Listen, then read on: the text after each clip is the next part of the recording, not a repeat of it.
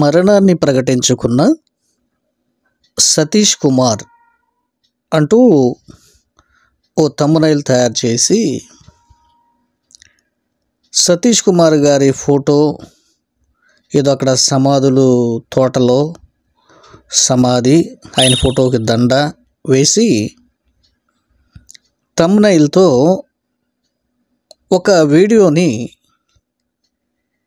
ఒక సోదరుడు సోషల్ మీడియాలో అప్లోడ్ చేశాడండి. బహుశా ఒక వీక్ డేస్ అవుతున్నట్టుగా ఉంది. 20,000 మందికి పైగా ఈ పోస్టు వీక్షించడం జరిగిందండి. బహుశా మీలో కొంతమందికి తెలిసి ఉండొచ్చు. ఈ సోదరుని పేరు మరి డేవిడ్ పాల్.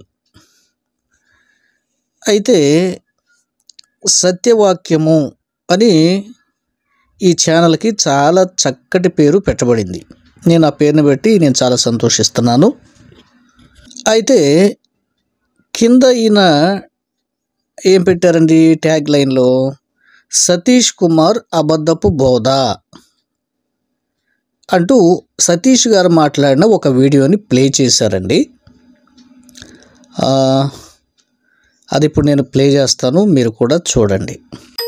రాబోయే ఎన్ని సంవత్సరాలు అయితే దేవుడు నాకు ఆయుష్నిస్తాడో అది కూడా దేవుడు నాకు తెలియచేశాడు.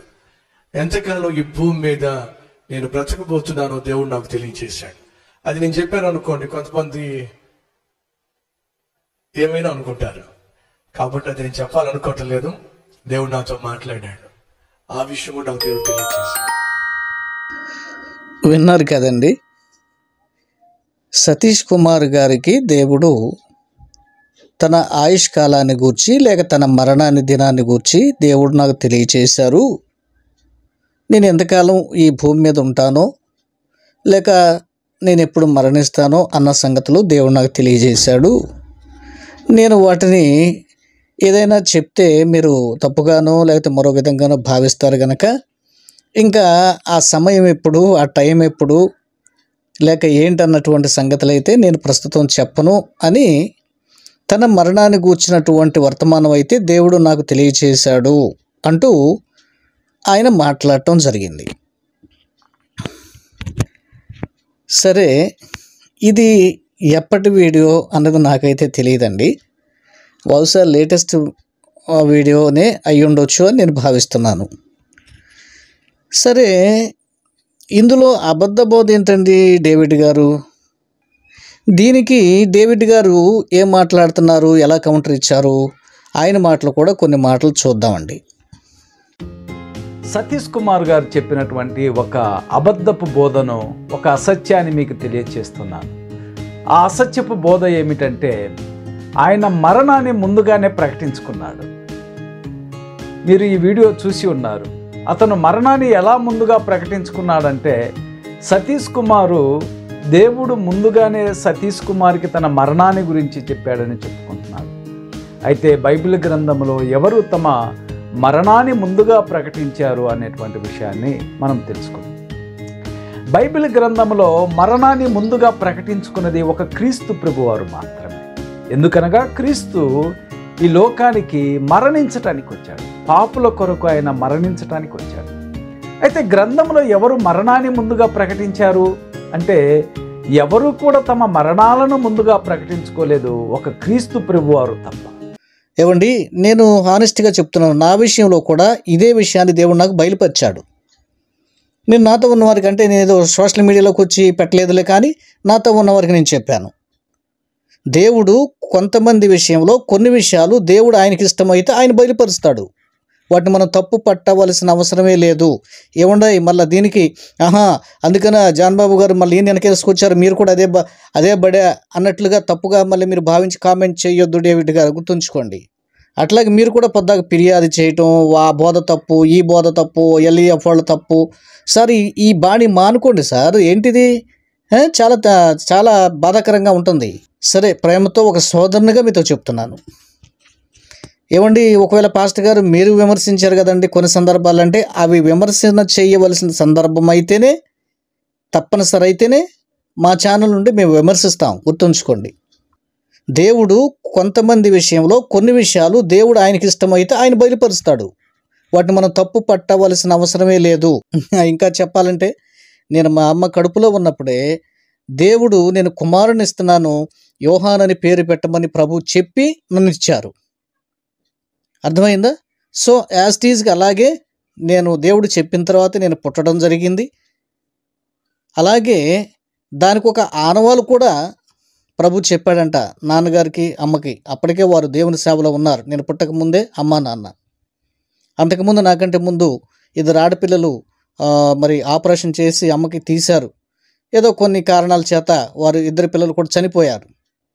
అయితే దానికి ఆనవాలు ఏంటంటే ఈసారి నేను కుమారుని ఇస్తున్నాను, యోహాన్ అని పేరు పెట్టండి, సర్జరీ అనేటువంటిది అంటే ఆపరేషన్ లేకుండానే పుడతాడు అని ఒక ఆనవాలు కూడా ప్రభు చెప్పారు.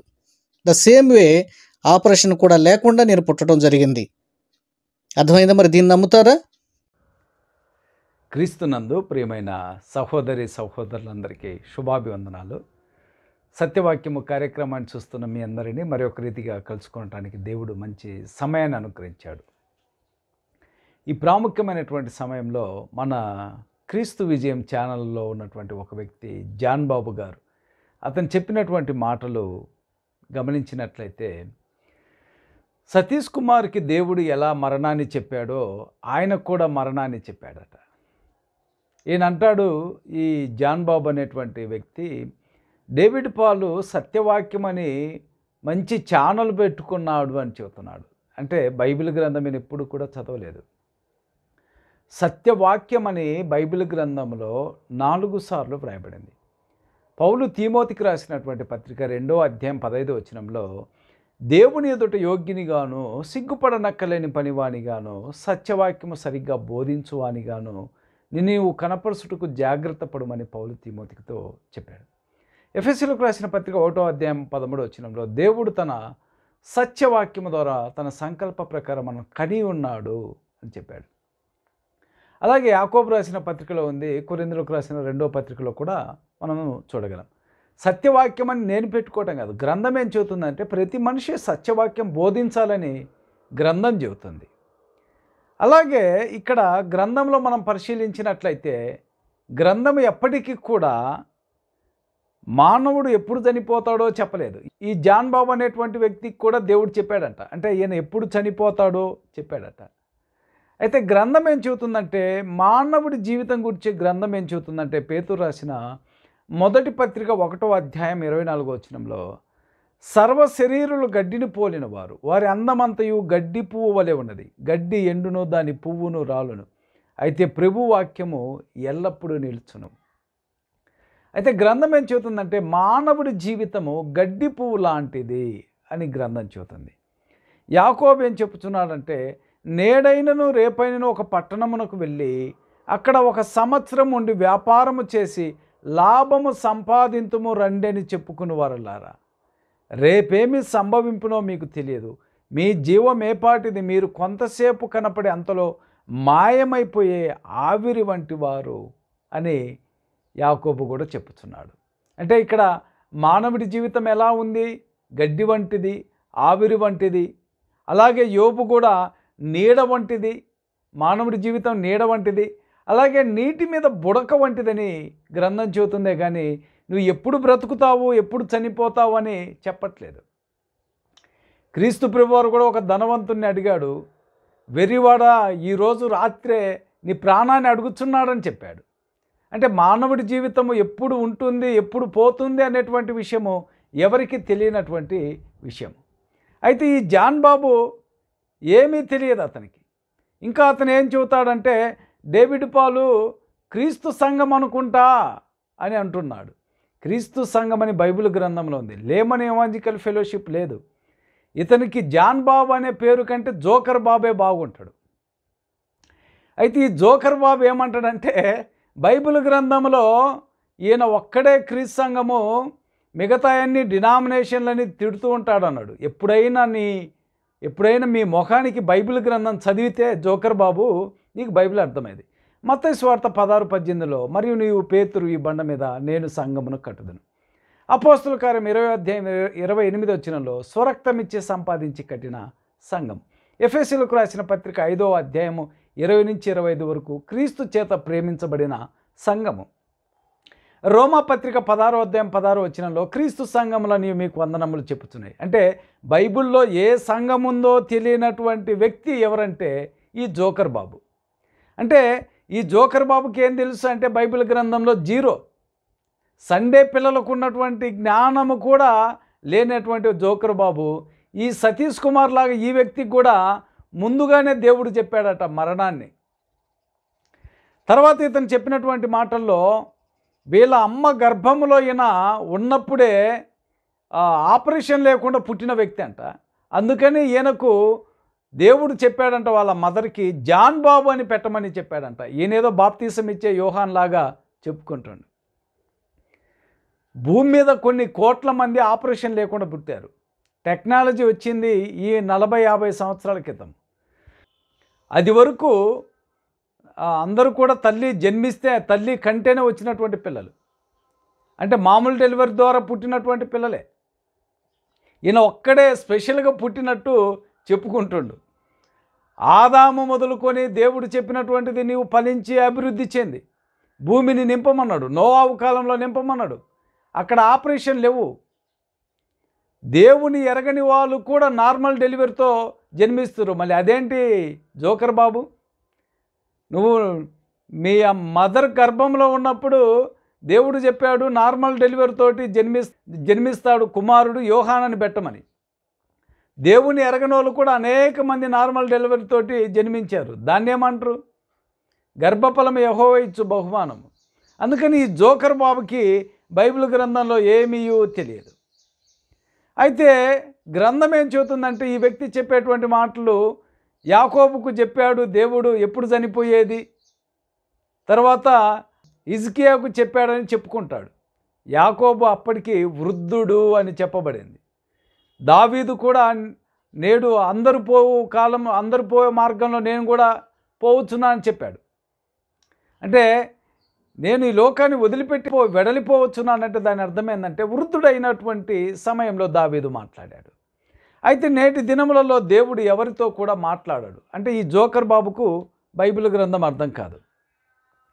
కీర్తన 90:10లో మా ఆయుష్కాలము 70 సంవత్సరములు, అధిక బలమున్న ఎడల 80 సంవత్సరములు అయినను ఎక్కువగా ఉన్నట్లయితే ఆయాసమే దుఃఖం, అది త్వరగా గతించును, మేము ఎగిరిపోవును.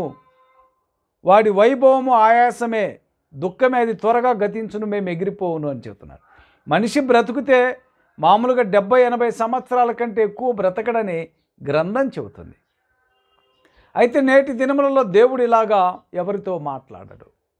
ఎప్పుడు చనిపోవాలి, ఎప్పుడు మరణించాలి, ఎందుకు మాట్లాడనంటే హెబ్రీయులకు రాసిన పత్రిక 1వ అధ్యాయం 1వ వచనంలో పూర్వకాలమందు నానా సమయంలో నానా విధములుగాను ప్రవక్తల ద్వారా మన పితరులతో మాట్లాడిన దేవుడు ఈ దినముల అంతమందు కుమారుని ద్వారా మనతో మాట్లాడాను.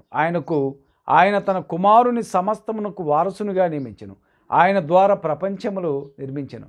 దేవుడు తన కుమారుని ద్వారా మాట్లాడాడు. ఎప్పుడైతే క్రొత్త నిబంధన గ్రంథము సంపూర్ణముగా వ్రాయబడిన తర్వాత దేవుడు ఎవరితో మాట్లాడాడు. అందుకే కొరింథీయులకు రాసిన మొదటి పత్రిక 13వ అధ్యాయం 9వ వచనంలో పూర్ణమైనది వచ్చినప్పుడు పూర్ణము కానిది నిరర్ధకమగును అని చెప్పుచున్నాడు. 9వ వచనంలో మనము కొంత మట్టుకు ఎరుగుదము, కొంత మట్టుకు ప్రవచించుతున్నాము, కానీ పూర్ణమైనది వచ్చినప్పుడు పూర్ణము కానిది నిర్ధకమగునని 10వ వచనంలో చెప్పబడింది. అయితే గ్రంథము ఎప్పటికీ కూడా ఏమని చెప్పుచుంది అంటే దేవుని వాక్యం ఎప్పుడైతే స్థిరపరచబడిన తర్వాత, క్రొత్త నిబంధన వ్రాయబడిన తర్వాత ఇక దేవుడు ఎవరితో మాట్లాడు అంటే దేవుడికి ఎవరితో మాట్లాడాల్సినటువంటి అవసరత లేదు. కొన్ని వందల సంవత్సరములు, వేల సంవత్సరాల భవిష్యత్తును దేవుడు రాయించాడు. ఆయన రాకడలో ఎప్పుడు వస్తాడు, ఎలా వస్తాడు, వచ్చినప్పుడు ఎవరు ఎత్తబడతారు, ఎవరు విడవబడతారు, ఎత్తబడిన వారి పరిస్థితి ఎలా ఉంటుంది, విడవబడిన వారి పరిస్థితి ఎలా ఉంటుందని గ్రంథంలో ముందుగానే చెప్పబడింది. అందుకని సహోదరులారా, ఈ జోకర్ బాబు మాటలు విని సతీష్ కుమార్కు ఎలాగైతే దేవుడు చెప్పాడో ఈ జోకర్ బాబుకు కూడా అలాగనే దేవుడు చెప్పాడని ఒక అబద్ధాన్ని ప్రజలకు తెలియచేస్తున్నాడు. అందుకే ఈయన వీడియోస్ ఏమని చెబుతాడని నేను గమనించినట్లయితే అత్తా కోడలు షార్ట్ ఫిలిమ్స్ తీసుకుంటున్నాడు. అత్తా కోడలు షార్ట్ ఫిలిమ్స్ తీసుకునేవాడు ప్రతి వీడియోలో సబ్స్క్రైబ్ చేసుకోండి, లైక్ చేసుకోండి, షేర్ చేసుకోండి అని చెప్పుకుంటుండు. డేవిడ్ పాల్ ఎప్పటికి కూడా సబ్స్క్రైబ్ చేయండి, లైక్ చేయండి, షేర్ చేయండి, కామెంట్ చేయండి అని చెప్పుకోం మనం. అందుకని ఈ వ్యక్తి ఎవరంటే ఒక జోకర్ బాబు. ఇతనికి బైబిల్ గ్రంథంలో తెలిసింది జీరో. బైబిల్లో ఏ సంఘం ఉందో కూడా తెలియనటువంటి వ్యక్తి ఎవరంటే జోకర్ బాబు. ఈయన నరకానికి వెళ్ళటమే కాకుండా అనేకులను నరకానికి తీసుకువెళ్తున్నటువంటి విషయాన్ని మీరు గమనించండి. సహోదరులారా, సత్యవాక్యం తెలుసుకోండి, సత్యవాక్యం నేర్చుకొని ఇటువంటి దుష్టుడి దగ్గర నుంచి మీరు తొలగిపోవాలని ప్రేమపూర్వకంగా తెలియచేస్తున్నాను. అందరికీ వందనములు.